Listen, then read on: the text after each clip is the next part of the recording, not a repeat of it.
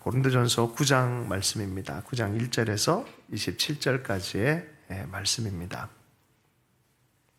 오늘은 본문을 다 같이 한번 읽어보도록 하겠습니다. 1절부터 27절까지 함께 읽습니다. 시작. 내가 자유인이 아니냐? 사도가 아니냐? 예수 우리 주를 보지 못하였느냐? 주 안에서 행한 나의 일이 너희가 아니냐? 다른 사람들에게는 내가 사도가 아닐지라도 너희에게는 사도이니 나의 사도됨을 주 안에서 인친 것이 너희라. 나를 비판하는 자들에게 변명할 것이 이것이니 우리가 먹고 마실 권리가 없겠느냐? 우리가 다른 사도들과 주의 형제들과 게바와 같이 믿음의 자매된 아내를 데리고 다닐 권리가 없겠느냐? 어찌 나와 바나바만 일하지 아니할 권리가 없겠느냐? 누가 자기 비용으로 군복무를 하겠느냐? 누가 포도를 심고 그 열매를 먹지 않겠느냐?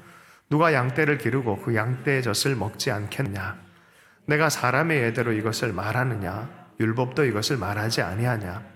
모세의 율법에 곡식을 밟아 떠는 소에게 망을 씌우지 말라 기록하였으니 하나님께서 어찌 소들을 위하여 염려하심이냐? 오로지 우리를 위하여 말씀하심이 아니냐? 과연 우리를 위하여 기록된 것이니 밭 가는 자는 소망을 가지고 갈며 곡식 떠는 자는 함께 얻을 소망을 가지고 떠는 것이라. 우리가 너희에게 신령한 것을 뿌렸은즉 너희의 육적인 것을 거두기로 과하다 하겠느냐? 다른 이들도 너희에게 이런 권리를 가졌거늘 하물며 우리일까 보냐? 그러나 우리가 이 권리를 쓰지 아니하고 범사에 참는 것은 그리스도의 복음에 아무 장애가 없게 하려 함이로라. 성전의 일을 하는 이들은 성전에서 나는 것을 먹으며 제단에서 섬기는 이들은 제단과 함께 나누는 것을 너희가 알지 못하느냐? 이와 같이 주께서도 복음 전하는 자들이 복음으로 말미암아 살리라 명하셨느니라. 그러나 내가 이것을 하나도 쓰지 아니하였고 또 이 말을 쓰는 것은 내게 이같이 하여 달라는 것이 아니라 내가 차라리 죽을지언정 누구든지 내 자랑하는 것을 헛된 대로 돌리지 못하게 하리라. 내가 복음을 전할지라도 자랑할 것이 없으면 내가 부득불 할 일임이라. 만일 복음을 전하지 아니하면 내게 화가 있을 것이로라. 내가 내 자의로 이것을 행하면 상을 얻으려니와 내가 자의로 아니한다 할지라도 나는 사명을 받았노라. 그런즉 내 상이 무엇이냐? 내가 복음을 전할 때 값없이 전하고 복음으로 말미암아 내게 있는 권리를 다 쓰지 아니하는 이것이로라. 내가 모든 사람에게서 자유로우나 스스로 모든 사람에게 종이 된 것은 더 많은 사람을 얻고자 함이라. 유대인에게 내가 유대인과 같이 된 것은 유대인을 얻고자 함이요 율법 아래에 있는 자들에게는 내가 율법 아래에 있지 아니하나 율법 아래에 있는 자 같이 된 것은 율법 아래에 있는 자들을 얻고자 함이요 율법 없는 자에게는 내가 하나님께는 율법 없는 자가 아니요 도리어 그리스도의 율법 아래에 있는 자이나 율법 없는 자 같이 된 것은 율법 없는 자를 얻고자 함이라. 약한 자들에게 내가 약한 자 같이 된 것은 약한 자를 얻고자 함이라. 내가 여러 사람에게 여러 모습이 된 것은 아무쪼록 몇 사람이라도 구원하고자 함이니 내가 복음을 위하여 모든 것을 행함은 복음에 참여하고자 함이라. 운동장에서 다른 박질하는 자들이 다 달릴지라도 오직 상을 받는 사람은 한 사람인 줄 너희가 알지 못하느냐? 너희도 상을 받도록 이와 같이 다름질하라. 이기기를 다투는 자마다 모든 일에 절제하나니 그들은 썩을 승리자의 관을 얻고자 하되 우리는 썩지 아니할 것을 얻고자 하노라. 그러므로 나는 다른 박질하기를 향방 없는 것 같이 아니하고 싸우기를 허공을 치는 것 같이 아니하며 내가 내 몸을 쳐 복종하게 함은 내가 남에게 전파된 후에 자신이 도리어 버림을 당할까 두려워함이로라. 아멘. 나를 본받으라 그리스도를 본받아라는 제목으로 해서 고린도전서 9장의 말씀을 함께 나누겠습니다.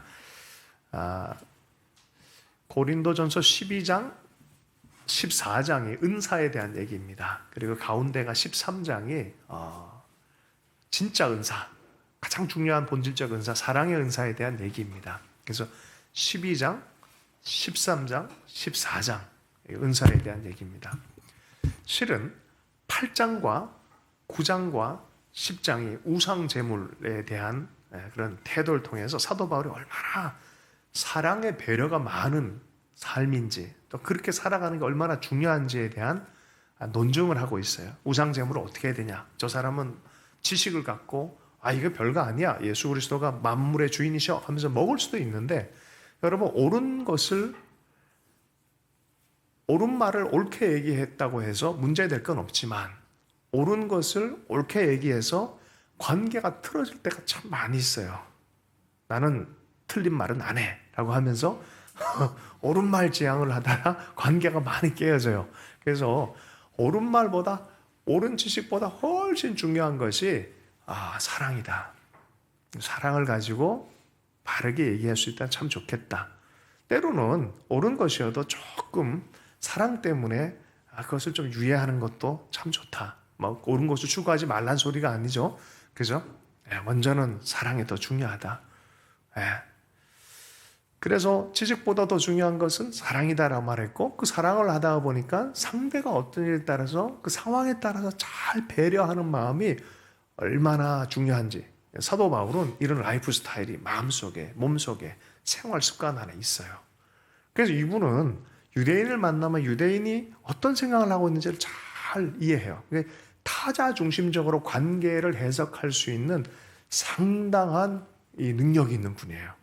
그리스도인이 된다는 것은 하나님을 사랑하고 옆에 있는 사람들을 깊이 있게 사랑하는 방향으로 전환된 사람들이에요.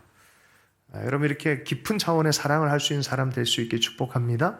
자, 그런데 문제는 그렇게 사랑을 하다가 보니까 사도 바울에 대해서 오해하는 사람들이 생기기 시작했어요. 왜냐하면 그 당시 사도들은 교회에서 24시간 일하기도 하고, 또 많은 부분에 지도력이 아주 그냥 강력한 군사의 지도력이 있어요. 사도 바울은 교회의 사역을 24시간 하지도 않고 때를 따라서 돈 벌러 나가서 텐트 메이커 사역을 하고, 그 나머지 시간을 교회를 위해서 사역하고, 이런 일들이 있었단 말이죠. 그럴 뿐만이 아니라 굉장히 유약해 보여요. 또 맞추어 주기도 하고, 타자 중심적으로 굉장히 섬김의 영이 강해가지고 뭐가 필요한가 생각하면, 여러분 미국에 유학 가거나 미국에 산 사람들 알 거예요. 미국 작은 교회가 얼마나 목사님들이 힘든지 아세요? 아는 분들 몇 분 있죠? 이분들은 공항에 마중 나가는 것부터 시작해서 그들이 세틀먼트 할 때까지 정말 종처럼 일을 해줍니다. 왜 그렇게 할까요? 이분들이 정말 필요에 따라 도와주면서 결국은 그들이 좋은 복음 안에, 교회 안에 뿌리 내리도록 하기 위해서 애를 많이 써요. 근데 조금 시간이 지나면 정착이 되어지고 뭔가 내 힘이 또 생기면은 어떤 사람들은 또 이렇게 좋은 데로 이렇게 떠나기도 하고 막 그런단 말이에요. 그러면 목사님들이 마음이 너무너무 아파하는 거예요. 자, 그분들이 종이어서 그렇겠습니까? 근데 한 명이라도 더 얻으려고, 한 명이라도 복음의 사람이 되게 하려고 애써주는 거예요. 근데 이 당시에 유행했던 사도적인 사람들은 어떤 사람이냐? 힘과 권력, 이런 게 막 종교권들도 있고 막 휘둘르고 하는 이런 사람들이 사도다라고 하는 것이, 그 이슈가 고린도 후서의 이슈예요. 진짜 사도는 이렇게 겸손하게 희생하고 종처럼 살아가는데, 이게 유행하는 사도들이 있다라는 거예요. 그런 식으로. 그런 얘기는 고린도 후서에서 나중에 하도록 하고. 여러분, 그런 우스갯소리가 있습니다. 사령관이 군대에 딱 가면은 군사들의 사기가 확 꺾인대요. 그리고 군기가 확 잡힌대요. 군기는 올라가는데 사기는 확 꺾인대요. 그럼 사령관이 자리를 딱 뜨면은 사기는 확 올라가고 군기는 확 꺾이는 거예요. 여기에 지도력이 아주 미묘한 부분이에요. 권력에 있는 사람들은 이렇게 딱 나타나면은 딱 질서가 잡혀요. 그러나 마음속에 뭔가 긴장이 막 돼 있단 말이죠. 그리스도인들은 사실은 권력으로 일하는 사람이 아니라 사랑과 권위로 일하는 사람이에요. 권위는 그냥 얻어지지 않습니다. 정말 저 사람이 나를 사랑하는구나. 그 사랑의 진실한 관계 안에서 얻어지는 거예요. 여러분, 부부 사이도 그래요. 그죠? 사랑의 서로 안에 있는 거룩한 좋은 영향력, 이게 사랑의 권위라고 믿습니다. 그런 것이 많이 생겼으면 좋겠어요. 자, 사도 바울은 그러지 못했어요. 안질도 나빴죠. 설교하다가 어떤 때 쓰러지기도 하죠. 보니까 때 되면 일하러 가죠. 그러니까 우리 사도 맞아? 이런 논쟁이 생긴 거예요. 9장의 논쟁이 바로 그 문제예요. 우리 사도 맞냐? 당신 사도 맞으세요? 사도스럽지 않은데요? 라고 말하는 거예요. 정체성이 흔들리는 거죠. 고린도전서 9장 1절 2절의 말씀 이제 한번 읽어보겠습니다. 시작. 내가 자유인이 아니냐? 사도가 아니냐? 예수 우리 주를 보지 못하였느냐? 주 안에서 행한 나의 일이 너희가 아니냐? 다른 사람들에게는 내가 사도가 아닐지라도 너희에게는 사도이니 나의 사도됨을 주 안에서 인친 것이 너희다. 내가 사도로서 사도의 권리를 마음껏 사용할 수 있는 자유로운 사도다. 나도 기본적으로 교회 안에 사도로서 사도의 권리를 이용할 수도 있고 마음껏 할 수 있는 자유가 있다.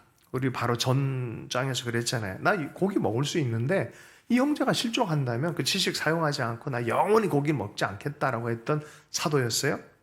먹을 수도 있는 사람이다 소리죠. 그러나 나는 형제 위해서 안 먹겠다라고 말한 거예요.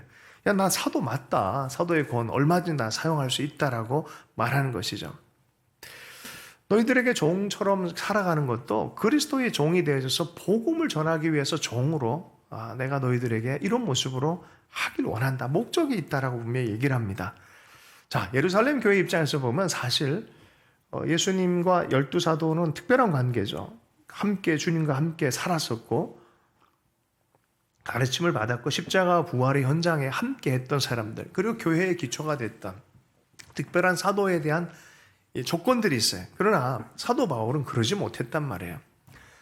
그러다가 부활하신 승천하신 예수님이 다메섹 도상에 나타나서 이방인을 위한 사도로 불렀을 뿐이에요. 그러다 보니까 적절한 지금까지 12사도처럼 열심히 이게 사도적 사역을 했던 사람과는 조금 차이와 결이 있는 건 사실이에요. 그래서 사도 바울은 이렇게 얘기를 합니다. 고린도전서 15장 9절 10절 말씀. 나는 사도 중에 가장 작은 자라. 나는 하나님의 교회를 박해하였으므로 사도라 칭함 받기를 감당하지 못할 자니라. 그렇죠. 12사도는 예수님을 따라가기로 결정했고 더 좋은 사도가 되길 원했는데 사도 바울은 그럴 마음이 1도 없었어요. 사도가 되고 싶은 마음도 없어. 도리어 그리스도인들을 핍박했던 사람이에요. 그러다가 다메섹 도상에서 빠박 예수님을 인카운터를 한 거예요. 강한 빛이 확 부딪힘이 나타난 거예요. 그리고 원함도 전혀 없는 사람에게 너는 이방인을 향한 사도로 내가 택하였다라는 말을 들으면서 사도에 대해서 받아들이기 시작한 거죠. 원함으로 한 게 아니에요. 부르심이에요. 부르심. 주님이 강력하게 불러버린 걸 어떻게 해요? 그래서 사도 바울은 알아요. 이게 내 노력, 내 힘, 내 경건 아니는 거 알아요. 이 부르심 자체는 하나님의 전적인 은혜다. 사도 바울에게 너무 확실한 얘기예요. 이거는. 고린도전서 15장 10절의 말씀입니다. 그러나 내가 나된 것은 하나님의 은혜로 된 것이니 내게 주신 그의 은혜가 헛되지 아니하여 내가 모든 사도보다 더 많이 수고하였으나 내가 한 것이 아니요 오직 나와 함께 하신 하나님의 은혜로라. 그 일 이후에 1차 전도 여행, 2차 전도 여행, 3차 얼마나 많이 죽을 고생을 많이 합니까?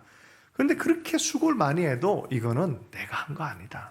다 중간중간 하나님의 은혜로 내가 여기까지 왔다. 여러분 믿음의 삶은 뒤돌아보면 이 고백이 사도 바울의 고백만이 아니라 우리의 고백인 줄로 믿습니다.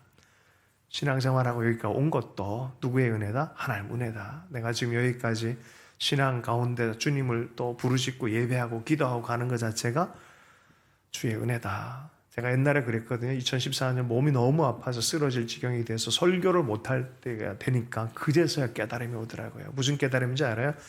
야, 내가 설교한 줄 알았더니 이것도 은혜였네.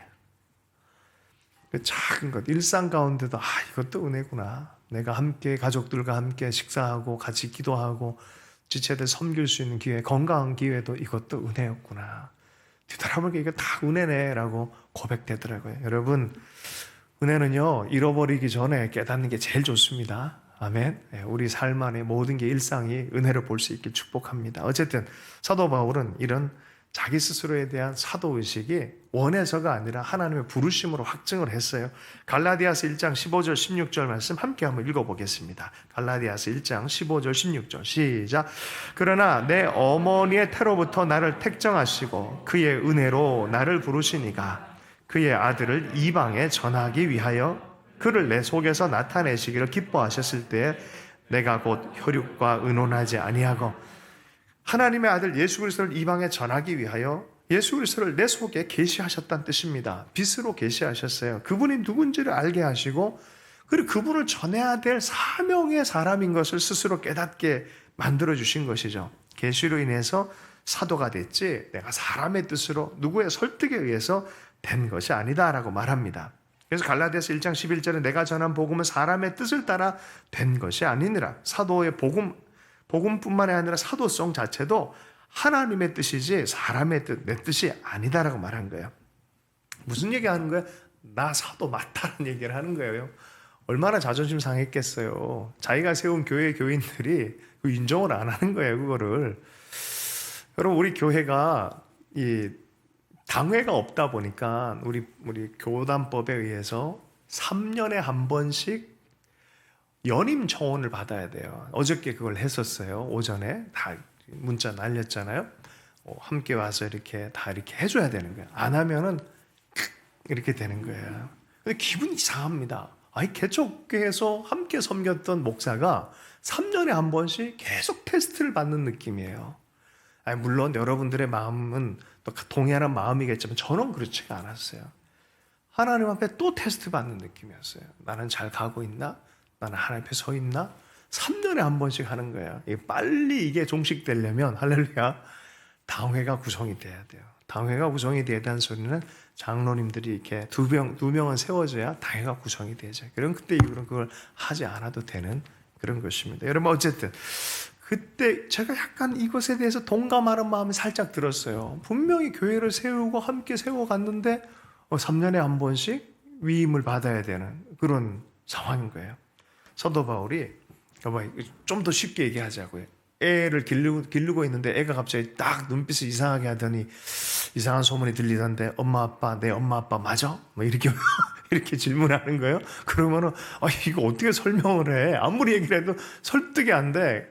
그러니까 엄마 아빠 입장에 야, 네가 존재하는 이유가 그 이유야. 아빠 엄마가 있는 이유야 라고 아무리 얘기를 해줘도 헷갈리는 거죠. 사도 바울이 그 얘기를 하는 거예요 지금. 자, 함께 보겠습니다. 로마서 말씀, 너무 귀한 말씀이 있어서 이것도 한번 좀 읽어보고 넘어가겠습니다. 로마서 15장 16절에서 19절 말씀을 함께 읽어보겠습니다. 시작.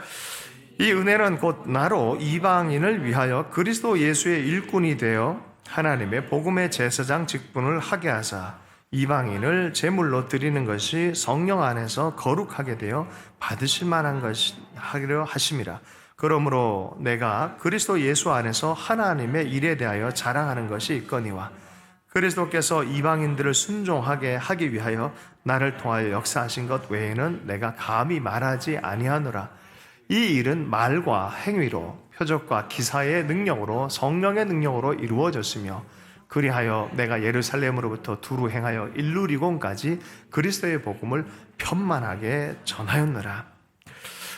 얼마나 떨렸을까요? 사도 바울이 처음부터 능력이 생긴 것도 아니고 예수 그리스도의 말씀을 잘 아는 것도 아닌데 그런데 불렀다라고 말하고 복음 전하게 만드는. 근데 희한하게 가는 곳마다 예수님에 대한 얘기를 했는데 내 능력과 지혜를 넘어가는 성령의 능력과 하나님의 기사와 표적이 드러나기 시작하는 거예요. 여러분, 교회는 그냥 세워지지 않습니다. 여기 하나님의 뜻이 있다는 걸 드러내십니다. 복음이 전하는 곳에 성령의 역사가 일어나는 거예요. 그러니까 교회가 그렇게 세워진 거예요. 그래서 자기 스스로에 대한 정체성을 어떻게 갖냐면 따라서 하겠으면 나는 하나님의 복음의 제사장이다. 이게 사도 바울의 사도성이 교회에 흘러간다는 뜻이에요. 나는 복음의 제사장 직분을 가지고 있다. 제사장이 하는 일이 뭡니까? 하나님께 제사 드리는 거예요. 양들을, 제물을 하나님께 올려드리는 거예요. 예배하는 거예요. 그게 제사장 직분이에요. 근데 사도 바울이 이방인을 제물로 삼아서 하나님께 올려드린다는 거예요. 죽여서 올려드린다는 게 아니라 이들도 구원의 반열에 하나님의 자녀로 이렇게 세우길 원하는 그 열정이에요. 이것을 제사장 직분이다라는 말이에요. 또 사도 바울의 얘기를 잘 들어보면은 그런 얘기가 나와요. 복음의 빚진 자다라는 그런 표현이 나오는데 제사장 직분, 나는 제사장이다라고 있고 복음의 빚진 자다라는 표현이 있어요. 가끔가다 이렇게 얘기를 해요. 제가 범철 집사님한테 이것을 전해 주십시오라고, 이게 만약 다이아몬드라면 받았어요. 범철 집사님이 여기 계신 분들 다 한 명씩 이거 다 보도록 하고 한 번씩 손에 만지도록, 그리고 자기 것이라고 다 사인하도록 그렇게 부탁을 받았어요. 먼저 자기 이름 먼저 쓰고 받았어요. 자, 근데 자기만 쓰고 자기만 갖고 있어. 그럼 무슨 일이 벌어지겠습니까? 다른 사람들에게 빚을 못 갚은 거예요. 일단 자기가 받았고 부탁을 받았단 말이에요. 전해지기 전까지는 빚진 자인 거예요. 그거를 복음에 빚졌다라고 말하는 거예요. 우리가 사실은 우리는 다 복음의 재상이면서 복음의 빚진 자들입니다. 나만 갖고 있다면, 이 누군가를 전하라고 준 이 복음을 나만 갖고 있다면 빚을 못 갚은 자들이죠. 계속해서 할렐루야. 나는 빚진 자로서 빚 갚는 역사가 동참되어지기를 원합니다. 그들을 변화시켜서 교회가 되게 한 그 바울이었고, 이런 사명의식, 복음의 제사장직분, 복음의 빚진 자로서의 사도의식을 갖고 교회를 세운 그 사도 바울. 내가 왜 권리가 없겠느냐? 사도로서 정당한 권리, 재정을 교회를 위해서 애썼다면 교회로부터 왜 못 받겠느냐? 그 얘기를 하는 거예요. 사도권이 있다라고 얘기를 해요. 자, 9절부터 14절까지 빠른 속도로 한번 읽어보겠습니다. 시작. 나를 비판하는 자들에게 변명할 것이 이것이니 우리가 먹고 마실 권리가 없겠느냐? 우리가 다른 사도들과 주의 형제들과 게바와 같이 믿음의 자매된 아내를 데리고 다닐 권리가 없겠느냐? 어찌 나와 바나바만 일하지 아니할 권리가 없겠느냐? 누가 자기 비용으로 군복무를 하겠느냐? 누가 포도를 심고 그 열매를 먹지 않겠느냐? 누가 양떼를 기르고 그 양떼의 젖을 먹지 않겠느냐? 내가 사람의 예대로 이것을 말하느냐? 율법도 이것을 말하지 아니하느냐? 모세의 율법에 곡식을 밟아 떠는 소에게 망을 씌우지 말라 기록하였으니 하나님께서 어찌 소들을 위하여 염려하심이냐? 오로지 우리를 위하여 말씀하심이 아니냐? 과연 우리를 위하여 기록된 것이니 밭 가는 자들은 소망을 가지고 갈며 곡식 떠는 자는 함께 얻을 소망을 가지고 떠는 것이라. 우리가 너희에게 신령한 것을 뿌렸은즉 너희의 육적인 것을 거두기로 과하다 하겠느냐? 다른 이들도 너희에게 이런 권리를 가졌거든 하물며 우리일까 보냐? 그러나 우리가 이 권리를 쓰지 아니하고 범사에 참는 것은 그리스도의 복음에 아무 장애가 없게 하려 함이로라. 성전의 일을 하는 이들은 성전에서 나는 것을 먹으며 제단에서 섬기는 이들은 제단과 함께 나누는 것을 너희가 알지 못하느냐? 이와 같이 주께서도 복음 전하는 자들이 복음으로 말미암아 살리라 명하셨느니라. 사도 바울이 이렇게 얘기를 합니다. 제가 좀 빠르게 진행하면서 넘어갑니다. 사도 바울은 아내랑 함께 사역을 했어요. 가족 데리고 다니면서 사역할 권리가 왜 없겠느냐? 그리고 24시간 전임 사역을 교회에 하는 것, 그런 것, 왜 우리는 그런 권리, 그걸 하면서 사례비 받는 게 왜 문제가 되겠느냐? 그건 정당한 거다라고 말을 하는 거예요. 나만 바나바만 일하지 아니할 권리가 없겠느냐? 전임 사역 할 그런 있지만 우리는 지금 텐트 메이크 하면서 천막지기 하면서 군인들이 머무는, 그때 로마는 군대 정치 경제가 연합돼 있잖아요. 그러다 보니까 군인들이 이동하면서 텐트가 너무 필요해요. 그러니까 텐트지기를 한다는 거는 그 당시에 최고의 상업적인 일을 하는 거예요. 근데 브리스길라와 아굴라가 그것의 사장님이셨고 이분이 같이 달라붙어서 같이 일을 해준 거예요. 이 일의 사장님은 바울이 아니었어요. 근데 그 일을 같이 해주면서 일을 하는 거예요. 야, 우리만 이렇게 일하면서 사역하는 줄 아냐? 사역을 이 일 안 하고 그냥 할 수도 있지만 괜히 이거 하는 게 아니다라고 말하고 있는 거예요. 군복무하는 것, 포도원 일하는 것, 양떼 일을 하는 것 다 거기서 먹고 살기 위해서 하는 것 아니겠냐라고 말하면서 모세가 율법에 곡식을 밟아 떠는 소에게 망을 씌우지 말라고 기록됐는데 그게 소에 대한 얘기냐? 이 얘기하는 게 뭔 소리입니까? 그 사역자에 대한 얘기 아니냐? 열심히 일하는 소에 입마개를 해두면 배고파서 어떻게 일을 하느냐 이런 소리예요. 먹어가면서 일도 시키고 하는 것 아니겠냐라는 소리예요. 14절에 보면 이와 같이 주께서도 복음 전하는 자들이 복음으로 말미암아 먹고 살리라 명하지 않았냐. 복음 전하면서 먹고 사는 것도 당연한 것이고 하나님 걸 채울 것이다라고 말씀하셨다. 당연하다라는 얘기를 하는 거예요. 나에게도 그런 권리가 있다라고 말을 하는 거예요. 그럼 뭔 얘기하고 싶은 걸까요 도대체? 당시에 후견 문화가 많이 있었어요. 사도들은 후견을 많이 해서 사역을 할 수 있도록 도움을 많이 받고 다녔는데, 사도 바울은 자기가 일을 해서 벌어요. 뭐 상황 자체가 그럴 수밖에 없는, 아테네에서 사역을 너무 고생을 했고 고린도 지역에 와서 이제 교회를 세우려고 하는 마음보다 일단은 텐트 지기부터 먼저 시작을 하면서 거기 브루시길라와 아굴라와 더불어서 교회를 세웠단 말이에요. 그러니까 주도성이 사실은 좀 애매모호한 부분이 없지 않아 있어요. 그렇지만 사도 바울이 전한 복음 때문에 교회가 세워진 거는 사실이란 말이에요. 그런데 사람들이 기존의 사도랑 좀 다르게 일을 하고 굉장히 약해 보이고 그러기 때문에 오해를 한 거예요. 사실 권리 포기한 거를, 사도로서 받아야 될 정당한 대우를 포기한 거를 사도가 아니네라는 오해를 하기 시작하는 거죠. 제 친구가 장로의 신학대학교 안에 그 앞에 카페를 해요. 목사인데 이 목사는 사역이 변화가 나타났어요. 목사 일을 하다가 재정적인 독립부터 먼저 이루고 교회를 복음의 재정과 상관없이 건강한 교회를 세우려는 목적이 생겨서 다음 주에 설교하러 오세요. 숨꿈 이 카페 사장님, 목사님이 오세요. 굉장히 열정이 있어요. 그리고 정말 이 한국에 대한, 교회에 대한 누구보다 열정이 있는데 누가 딱 들어와서 이거 먹고 살기 위해서 이거 하네 뭐 이렇게 착각을 하고 있을 수 있다는 거죠. 요새는 전도사님 구하기 하늘의 별 따기라 그래요. 왜냐하면 교회에서 사역하는 게 너무나 페이가 적고 한 하루 이틀만 밖에서 사역을 하면은 아르바이트 하면 금방 재정들이 있기 때문에 교회에서 사역을 안 하려는 거예요. 그런 오해를 할 수 있다는 거예요. 저거 재정 때문에 저렇게 하네. 사도 바울은 그런 식의 오해를 당하고 싶지가 않은 거예요. 사실은 배려를 해준, 고린도 교회는 약하기 때문에 어떻게든지 복음 안에 온전하게 연합되어져서 좋은 교회가 되길 바랄 뿐인데, 그리고 정말 종처럼 그들을 섬기면서 어떻게 하면 주님도 만나길 원하려고 하는 것 뿐인데 결과는 어떻게 됐냐? 저 사람 사도 아닌 것 같아. 이게 돌아온 거예요. 사도 같지 않은데? 라는 생각을 갖는 거죠. 그래서 마음에 불편함과 어려움이 생긴 거예요.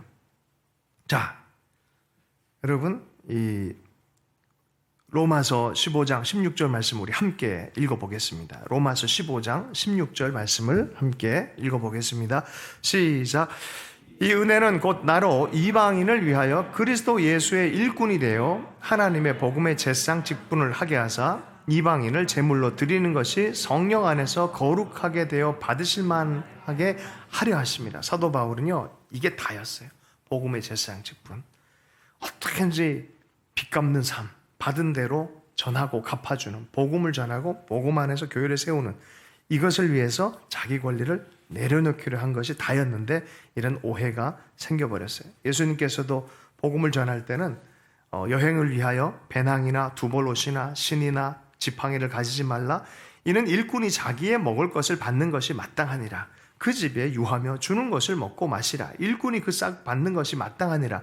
이 집에서 저 집으로 옮기지 말라라고 예수님께 제자들에게도 분명히 말한 말씀이에요. 당연히 받는 것이고 당연히 누릴 것이고 하나님께서도, 예수님께서도 그런 것에 대해서 얘기를 했어요.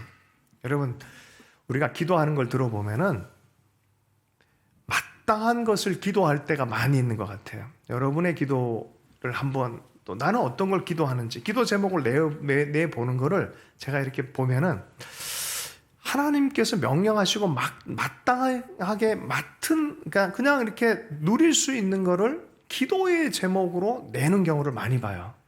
무슨 얘기냐? 맡길 것이 있고 기도할 것이 있어요. 다시 한번요.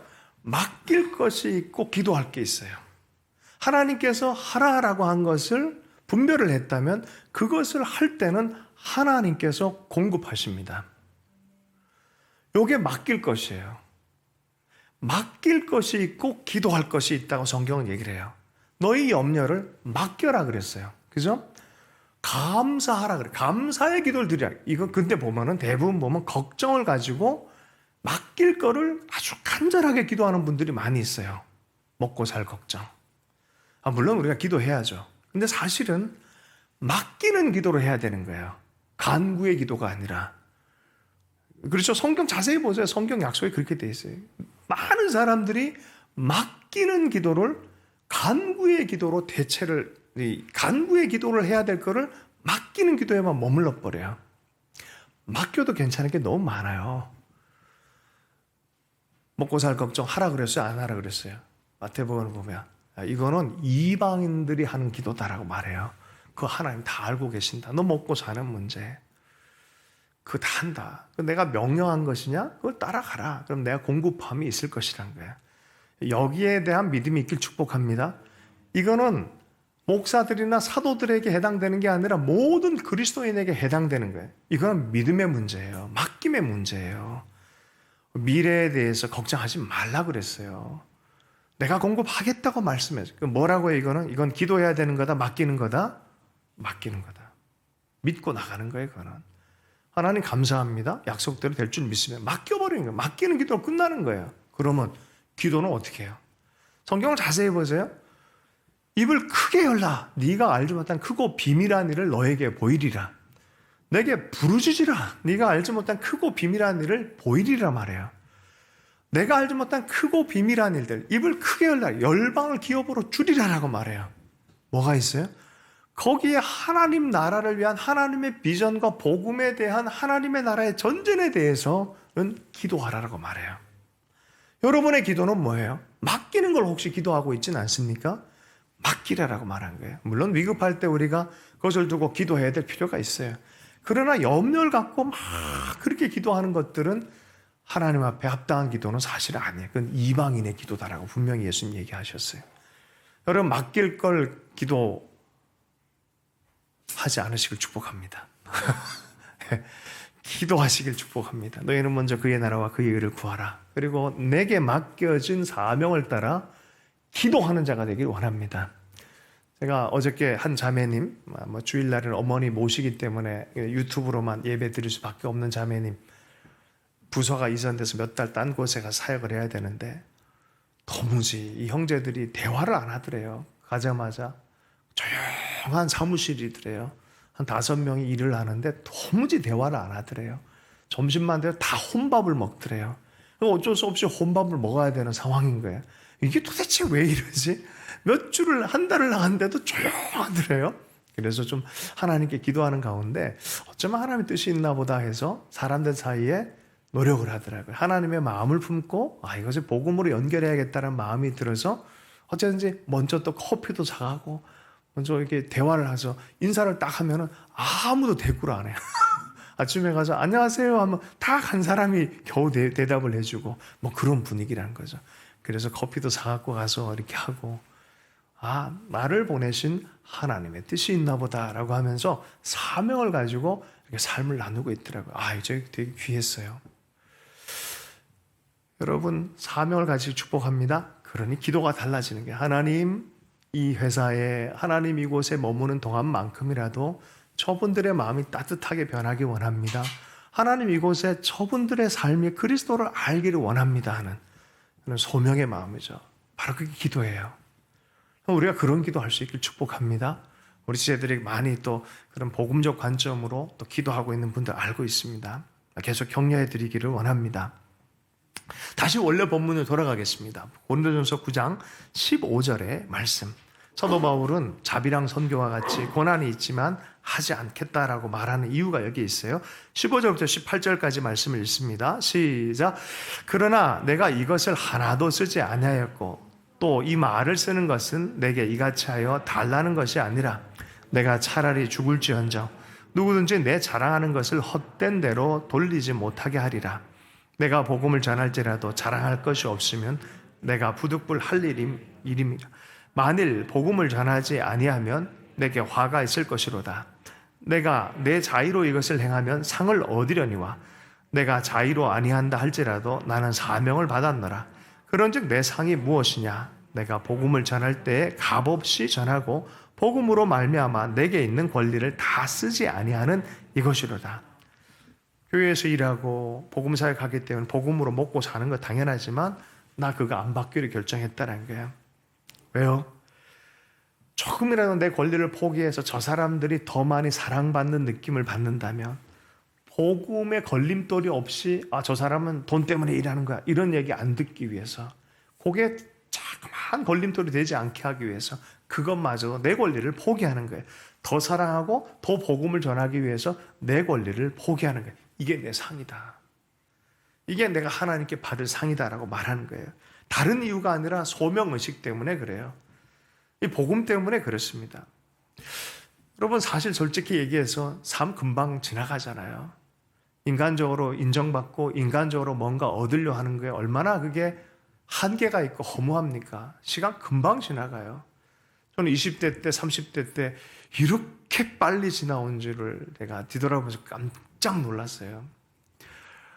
와, 30대 후반에 교회를 개척을 명받아가지고 개척을 했는데 벌써 이제 50대 중반이 되어가고 있잖아요. 그래서 너무나 깜짝 놀랐어요. 눈 떠보니까 벌써요.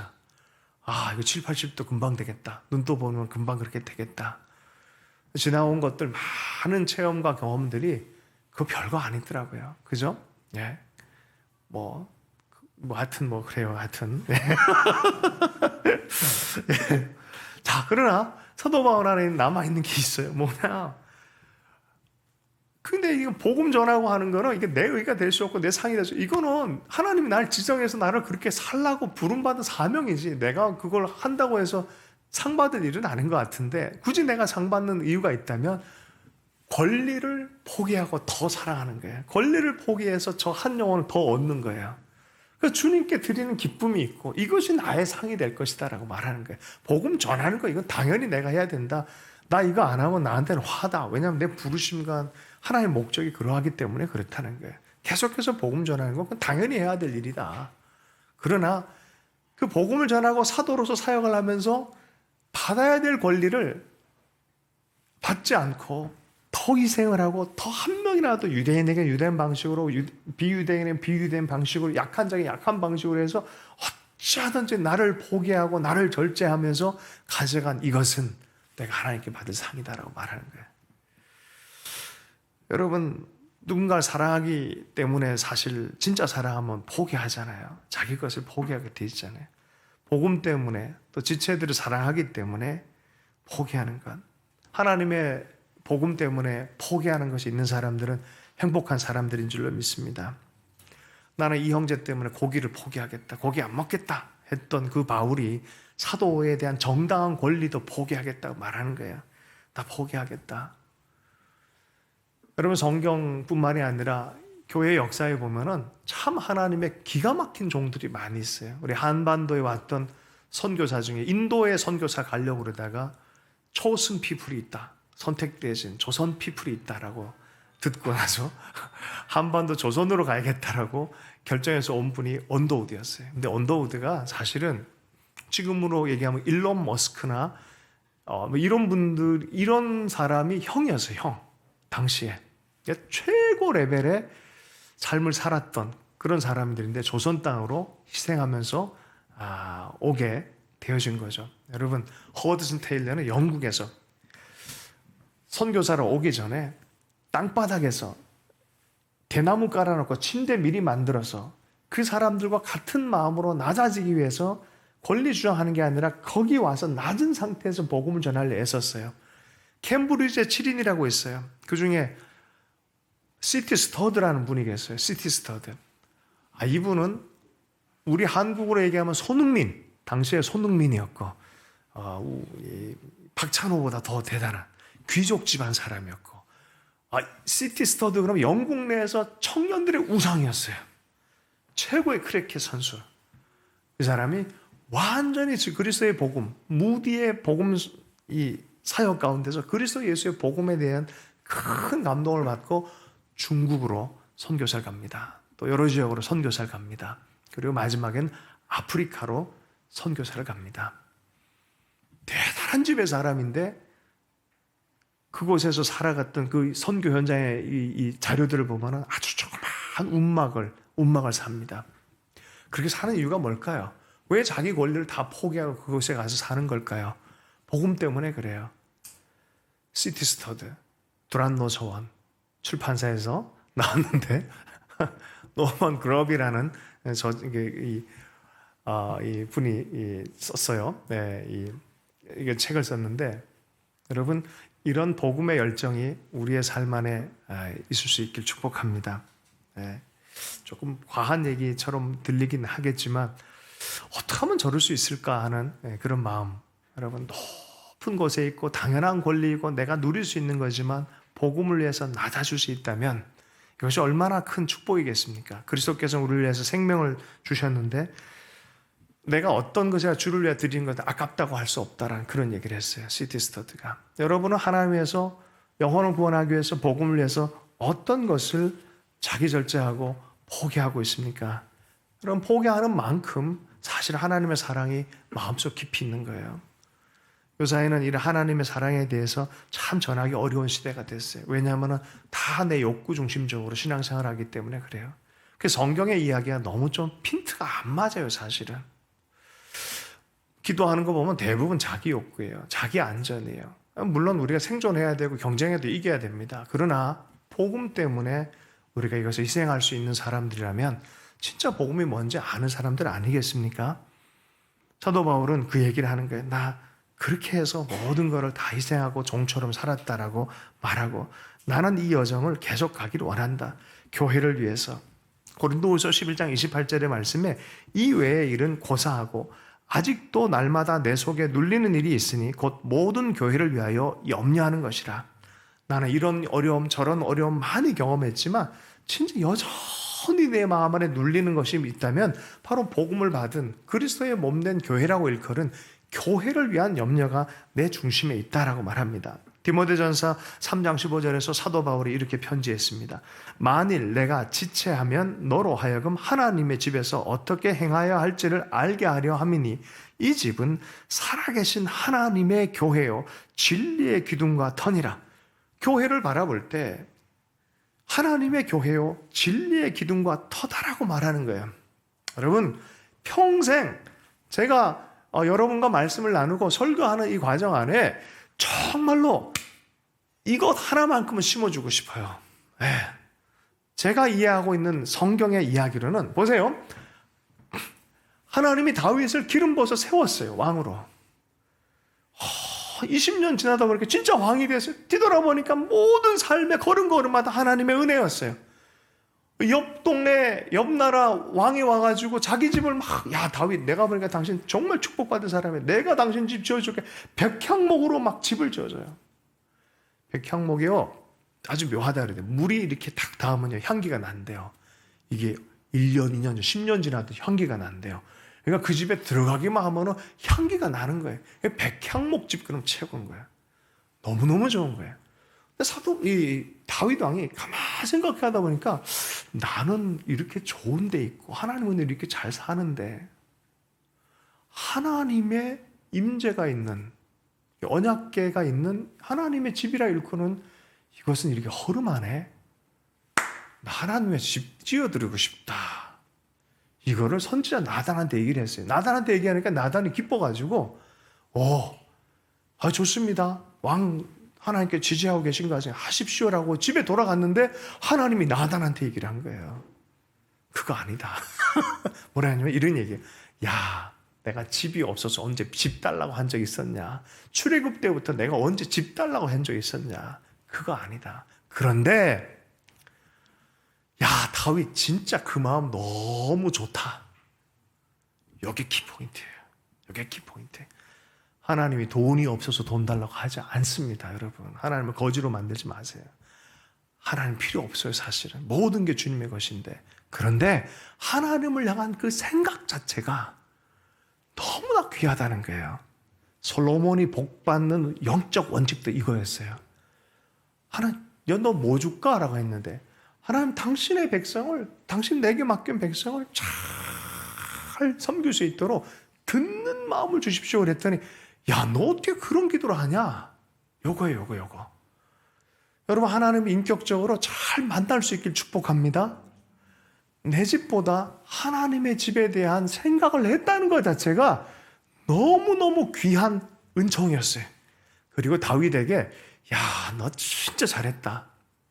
고맙다. 그러면서 너에 대해서 영원토록 너 위가 왕의 직분에 왕과 로얄 패밀리로서 너희 집이 영원히 복을 받을 것이다. 영원한 축복을 언약한 게 이게 다윗 언약이에요. 여러분, 바로 이 왕의 직분에서 나왔던 진짜 영원한 왕이 오셨죠. 그래서 다윗의 계보에서 오신 예수 그리스도라고 말해요. 그분이 집을 세우셨어요. 하나님의 집. 무슨 집이에요? 교회예요, 교회. 하나님의 집. 사도 바울이 얘기하잖아요. 하나님의 교회요, 진리의 기둥이요, 터라. 교회를 향한 마음을 품으십시오, 여러분. 예수님 기뻐하는 거예요. 여러분, 이게 영적 원리인데도 많은 사람이 몰라요. 이게 축복의 통로라는 것을 몰라요.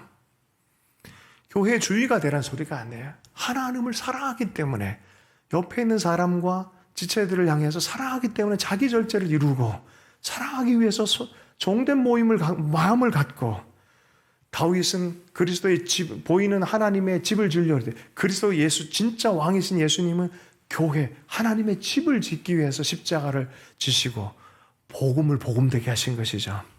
아멘이십니까? 여기 영적 원리가 있어요. 우리 지체들은 절대로 이 원리를 잊어버리지 않기를 원합니다. 너희는 먼저 그의 나라와 그의 의를 구하라.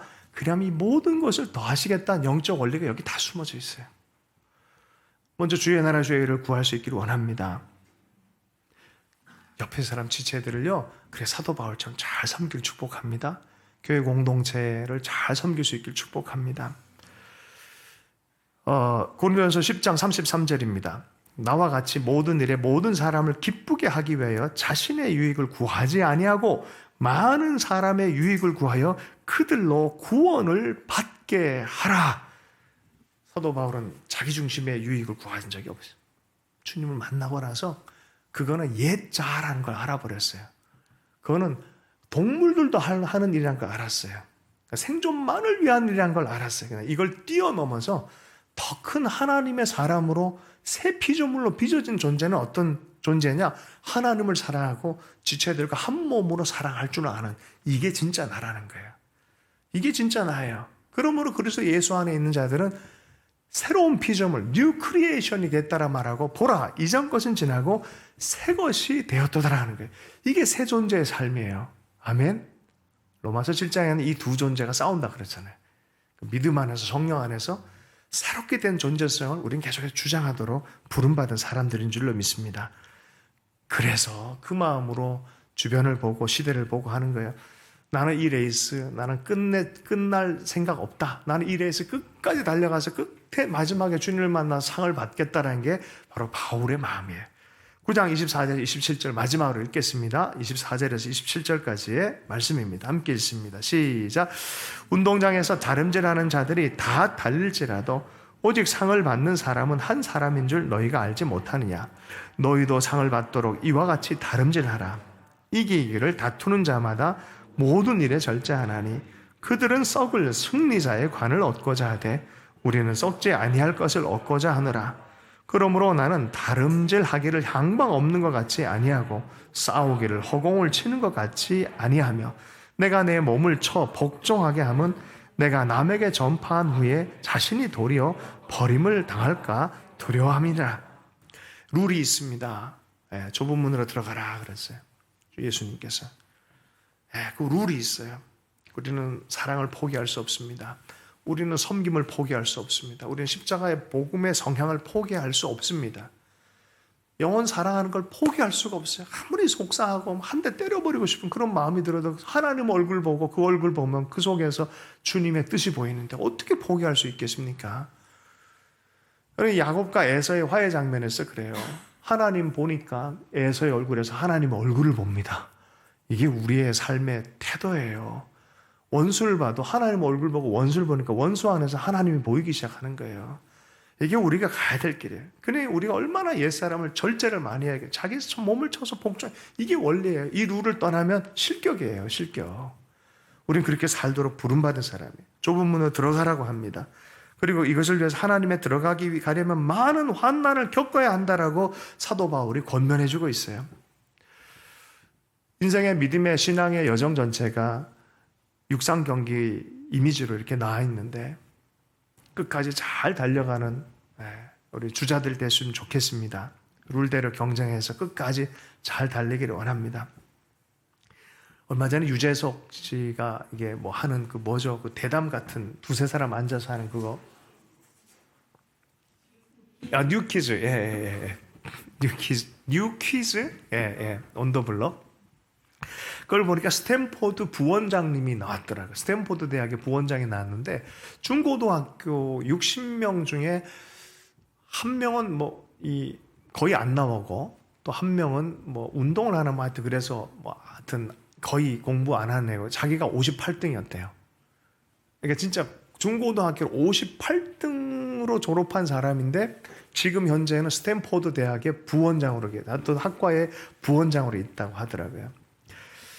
그 얘기를 이렇게 듣다가 하는 생각이 들었어요. 참 이렇게 귀한 이게 얘기를 제가 들은 적이 있어요. 영어를 잘 못했는데 이제 대학의 선택 과목 중에서 이제 음악 과목을 하는 거죠. 레포트를 써가는데 몇 장을 써가야 되는데 자기는 뭐 제대로 못 쓰니까 몇 줄만 써서 갔다는 거죠.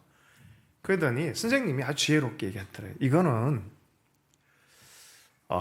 음악에 대해서 이해함에 대해서 너를 테스트해야 돼. 네가 영어가 너무 부족하니까 이건 좀 유예로 하자. 대신 한국어로, 넌 한국이니까 한국어로 10페이지를 다 해서 와라. 그건 뭐 잘하니까 이거는 외부에 달리는 어떤 말 소리와 같이 바람결에 뭐가 있고 기가 막히게 시적으로 자기 감성을 다 집어넣어 썼다는 거예요. 딱 써서 가져갔다는 거죠. 선생님이 뭐 한국어를 알겠습니까? 자리에 딱 앉혀가지고 사전 갖고 와라 해서 애 데리고 한 줄 영어로 계속 다 번역하게 만든 거예요. 그래서 그 아이가 음악을 이해하고 있다는 것을 이해를 한 거예요. 이거는 영어 시험이 아니라 음악 시험이다. A뿔 줬다는 거죠. 이거는 세상의 경주가 아니에요. 이거는 사랑에 대한 것이고 복음에 대한 것이에요. 복음에 대한 이해를 한 사람들은 룰이 다르게 적용이 되어집니다. 옆 사람과 경쟁하는 거 아니에요. 할렐루야. 내 안에 하나님의 복음을 이해하고 그렇게 살아갈 줄 알면 하나님이 여러분의 점수를 줄 때 A뿔 이렇게 해주시기를 축복합니다. 말씀을 좀 마무리하도록 하겠습니다. 이것에 대한 영적인 표현은 빌립보서 3장 14절에 표대를 향하여 그리스도 예수 안에서 하나님이 위하여 부르신 부름의 상을 위하여 달려가느라. 사도 바울은 자기 인생을 경주하는 것으로 이해했어요. 복음의 레이스를 걸어가는 것으로 이해했습니다. 그리고 여전히 그 레이스를 달려가기를 원했어요. 60 넘어서 끝나고 70 넘어서 은퇴하고 끝나고 이게 아니라 삶 전체로 끝까지 뛰기를 원했어요. 라떼 이런 얘기 안 했어요. 과거 얘기 안 했어요. 지금 달리는 나는 이 레이스 끝까지 가겠다라고 말합니다. 일본에서 어떤 조정 경기에서 승자가 있었는데 아주 그냥 우리 한국에까지 해외쇼 토픽으로 나왔어요. 60 넘은 여성이 요트 경기의 우승자예요. 20대 체력, 20대와도 경쟁했는데 당당히 이겨냈어요. 그리고 자기는 끝까지 자기 절제를 한다는 거예요. 왜요? 계속해서 출전하기 위해요. 자기 절제. 여러분, 뭔가를 이뤄낸 사람들에게는 절제라는 게 반드시 있어요. 모든 김연아가 있었지만 김연아가 김연아된 것이 자기 절제가 있기 때문에 그래요. 그죠? 손흥민이 손흥민이 된 건 손흥민의 아버지가 얼마나 자기 절제를 가르쳤습니까? 여러분, 복음의 레이스도 똑같아요. 내가 복음을 위하여 사랑을 위하여 영혼 구원하는 것을 위해서 자기를 절제하는 그 레이스를 포기하지 않고 끝까지 달려가는 주님의 종이 되길 축복합니다. 주신 말씀 붙들고 함께 기도하겠습니다. 하나님 아버지, 우리가 주의 복음과 사랑에 매여서 끝까지 달려갈 수 있는 주님의 사람 될 수 있도록 은혜 베풀어 주옵소서. 예수님 축복하며 기도했습니다.